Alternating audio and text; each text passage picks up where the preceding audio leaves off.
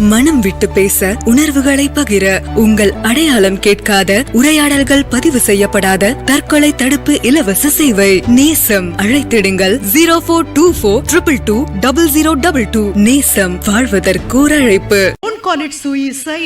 அதுல 14 வருடத்திற்கு முன்னால் தன்னுடைய 3 குழந்தைகளில் மூத்த மகன் தற்கொலை செய்து கொண்டிருப்பான்.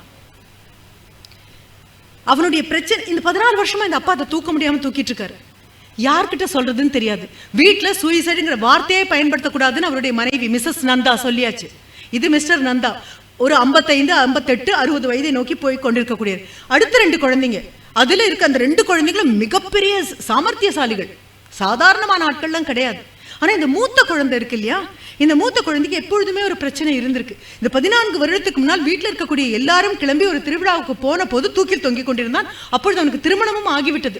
ஏதாவது ஒரு மாற்றம் வருமா அப்படின்னு சொல்லிட்டு இப்போ சத்யராஜ் சார் சொல்லும் பொழுது கூட நான் அதை தான் யோசிச்சேன். படிப்பு அப்படின்னு சொல்லும் பொழுதோ அல்லது ஸ்டாலின் குணசேகரன் ஐயா சொல்லும் பொழுதும் நான் அதை தான் யோசிச்சேன். என்ன அப்படின்னா, படிப்பு ஒரு அந்தஸ்து, படிப்பு ஒரு அளவுகோல் அப்படின்னு என்னைக்கு இந்த சமுதாயம் படிப்பு என்பது வெறும் வாய்ப்பு மட்டும்தான். பயன்படுத்துறோம், பயன்படுத்த முயற்சி பண்றோம், பயன்படுத்த முயற்சி பண்ணி தோற்று போனோம், அவ்வளவே தான். மீண்டும் ஒரு முறை வருவதற்கு வாய்ப்பு இருக்கு.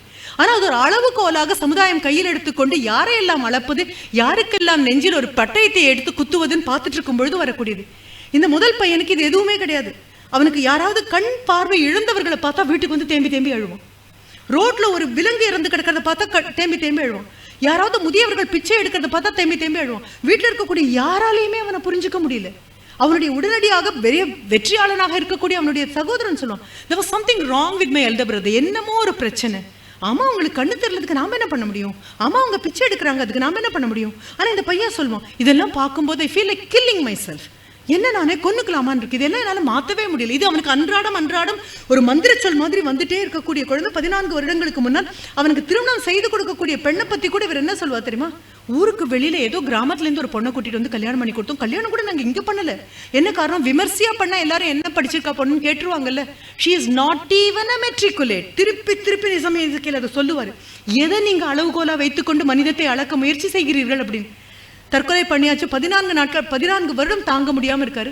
இவர் வேலை செய்த அந்த ஒரு நிறுவனத்திலிருந்து இவரை பார்ப்பதற்காக இன்னொரு நபர் வருகிறார். அவர் வீட்டுக்கு வந்து உட்காரும் போது மனைவி கண்டிப்பாக உள்ள போயாச்சு. அதற்காக அவங்களுக்காக பண்ணக்கூடிய பிஸ்கட்டும் அதற்கு தேநீர் எல்லாமே கொண்டு வராங்க. என்ன யார் இல்லை அப்படின்னா, அந்த மற்ற 2 குழந்தைகளும் பெரிய ஆட்களாக மாறி அந்த 2 குழந்தைகளும் அவங்க இல்லை. அவங்க கணவர், மனைவி கூட குழந்தைகளோட அவங்க வேற எங்கேயும் இருக்காங்க. இங்கே இருக்கக்கூடியது மிஸ்ஸஸ் நந்தா, மிஸ்டர் நந்தா. அந்த முதல் மகனுடைய விதவை பெண் இருக்கா இல்லையா, மீட்டா, வேலைக்கு சம்பளம் கொடுக்காத ஒரு வேலைக்காரி அந்த வீட்டில் இருக்கா. அவளை வேற எங்கேயும் திருப்பி அனுப்ப முடியாது. அவங்க அம்மா வீட்டில் எடுத்துக்க மாட்டாங்க, இங்கேயும் இல்லை, ஏதோ இருந்துட்டு போட்டோமே அப்படின்னு ஒரு பெருந்தன்மை மாதிரி. எவ்வளோ அழகாக இருக்கு இல்லையா? நம்ம நடிக்க ஆரம்பித்தோம் அப்படின்னா ஆகாயம் பூமியும் எல்லையே கிடையாது. பெருந்தன்மையாக ஒரு மருமகளை, விதவை மருமகளை வீட்டில் வைத்துக் கொண்டிருப்பதாக மிஸ்ஸஸ் நந்தா எல்லாரிடமும் சொல்றாங்க. அந்த குழந்தை எல்லா வேலையும் அவ தான் பண்ணணும்.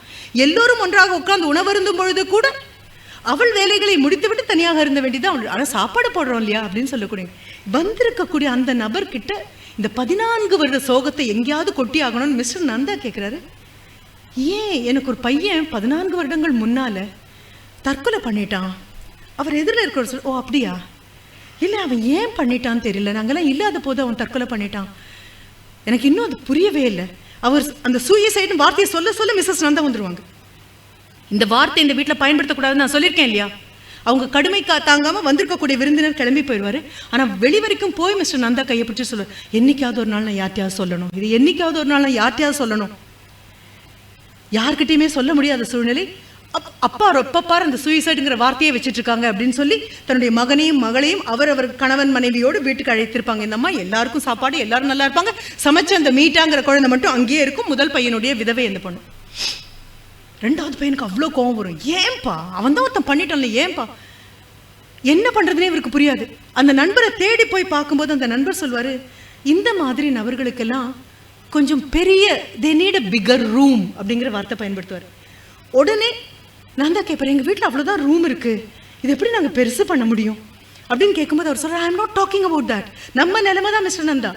அவர் சொல்கிறது என்னென்னா, இன்னும் விசாலமான அறை வேண்டும் அப்படின்னு சொன்னால் வீட்டில் இல்லை, மனசுல இன்னும் விசாலமான அறவை. இந்த நபர்களுக்கு யாரோடையும் பழக முடியாது. இன்ட்ரோவர்ட் அப்படின்னு ஒன்று இருக்கு. எல்லாரையும் பார்த்தோன்னே கலகலன்னு சிரிச்சுட்டு ஓடி போய் எப்படி இருக்கீங்க அப்படின்னு அறிமுகம் இல்லாதவர்கள் கிட்ட கேட்கறதுக்காக சில பேருக்கு அந்த துணிச்சல் உண்டு. ஆனா என்னுடைய நண்பனின் அக்காவுக்கு கல்யாணம் அப்படின்னு சொன்னா நான் போவேன். நண்பனுக்கு கல்யாணம்னா போக பயம். என்ன காரணம்? நண்பன் ஒருத்தர் தான் எனக்கு தெரியும், அந்த வீட்டில் வேற யாரும் தெரியாது, அவனும் மனவரையில் உட்காந்துருப்பா, நான் என்ன பண்றதுன்னு நினைக்கிறது. இல்லைன்னா பஸ் ஸ்டாப்புக்கு வாங்கடா ஒன்னா போலான்னு சொல்ற நபர்கள் தான் நம்ம எல்லாரும். அப்போ இந்த சின்ன தயக்கம் இருக்கிறது அது கொஞ்சம் கூட அதிகமாக ஆனால் இன்ட்ராவர்ட் அப்படின்னு சொல்லுவோம்.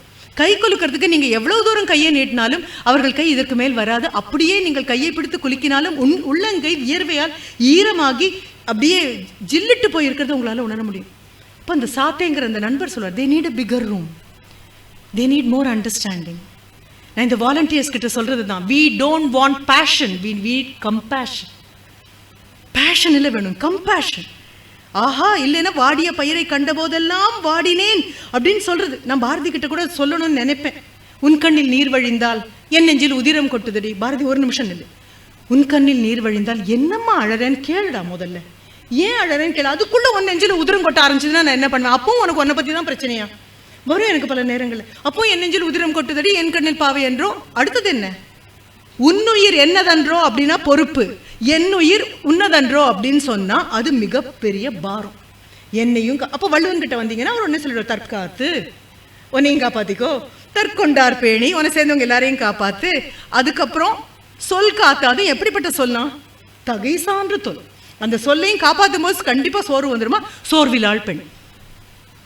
என்னப்பா சதி இது, எங்கேயாவது ஒரு தோல்ல சேர்ந்து அழலாம் அப்படின்னு பார்த்தா விடாம இப்படி துரத்துனீங்கன்னா அந்த சாத்தை தான் மறுபடியும் சொல்வார், இல்லை பெரிய. அப்போ நான் தான் கேட்பார், அப்போ நான் தப்பு பண்ணிட்டேனா? ஆமாம், அவன் பக்கத்தில் இருந்திருக்கணும், அவங்ககிட்ட பேசி இருக்கணும், அல்லது அவனை பேச விட்டு கேட்டிருக்கணும். வாலண்டியர்ஸுடைய மிகப்பெரிய பொறுப்பு அதுதானே. அவங்க பேச வாக்கியத்தை தொடங்கினவுடனே டீச்சர்ஸ் பண்ணுவோம், மிச்சத்தை நாங்களே முடிச்சு வெரி குட் அப்படின்னு உட்கார வைப்போம். இல்லை பேச விடுங்க. மௌனம் இருந்தால் மௌனம், அந்த மௌனம் பெரிய பேச்சு. அதற்கப்புறம் தான் வார்த்தை வரும். ஒருத்தர்கிட்ட குறைகளை சொல்றதுன்னா அவ்வளோ சுலபமாக முடியாது. இது அத்தனையும் தாண்டி நீங்கள் பக்கத்தில் இருந்திருக்கணும், சொல்றதை கேட்டிருக்கணும். அப்போ நான் தவறிட்டேனா? கண்டிப்பாக எல்லாரும் தவறினோம். அது சூயிசைடு அல்ல அப்படின்னு சொல்லிட்டு அவர் கிளம்பி போயிடுவார். மகனும் மகளும் கிளம்பி போயாகி விட்டது. அந்த மருமகள் அந்த விதவை குழந்தை அங்கே உட்காந்துட்டு பாத்திரங்களை கழுவிட்டு இருக்கும். மிஸ்டர் நந்தா ஸ்லீப்பிங் பில்ஸ் எடுத்து சாப்பிட்றதுக்கும் இறக்கிறதுக்கும் தருணங்கள் தேவையில்லை, வயது தேவையில்லை. ஐயோ என் குழந்தை கையிறு நிலையில அந்த கழுத்துல தூக்க மாட்டிட்டு நிற்கும் போது ஒரு தட்டு அந்த கதவுல யாராவது தட்டி இருந்தா, ஒரு நபர் பக்கத்துல இருந்தா, ஒரு குரல் கேட்டிருந்தா, எப்பப்பெல்லாமோ வரக்கூடிய அந்த மொபைல் அந்த நேரத்துல ஒலிச்சிருந்தா எத்தனையோ மாறி இருக்கும் இல்லையா? அப்படின்னு சொல்லிட்டு he will consume the sleeping pills. ஓடி வருவாங்க மிஸ்ஸஸ் நந்தா. ஓடி வந்து ஐயோ why did you do it அப்படின்னு கேட்பாங்க. ஒரு குழந்தையை இழந்த சோகத்திலிருந்தே வெளியில சொல்லாம தவிச்சிட்டு இருக்கேன் நீங்களுமா அப்படின்னு கேட்டதுக்கு அப்புறம் பக்கத்துல அந்த முதல் பையனுடைய மனைவியாக விதவையாக இந்த 14 ஆண்டுகள் எதுவும் பேசாமல் எல்லாவற்றையும் ஏற்றுக்கொண்டு இருக்கக்கூடிய அந்த இளம் தோள்களுக்கு சொந்தமான அந்த பெண் வந்து உட்காரும் பொழுது இப்போ மிஸ்ஸஸ் நந்தா அவளை அரவணைச்சிட்டு ஐ அண்டர்ஸ்டாண்ட் யுவர் பெயின் அப்படின்னு சொல்லுவாங்க. உன் வலி எனக்கு புரிகிறது. வேற ஒன்னும் சொல்லியிருக்க மாட்டார். அப்படியே குற்றபோதத்தோட நிசமிசிக்கல் விட்டு அப்படியே விலகிடுவார்.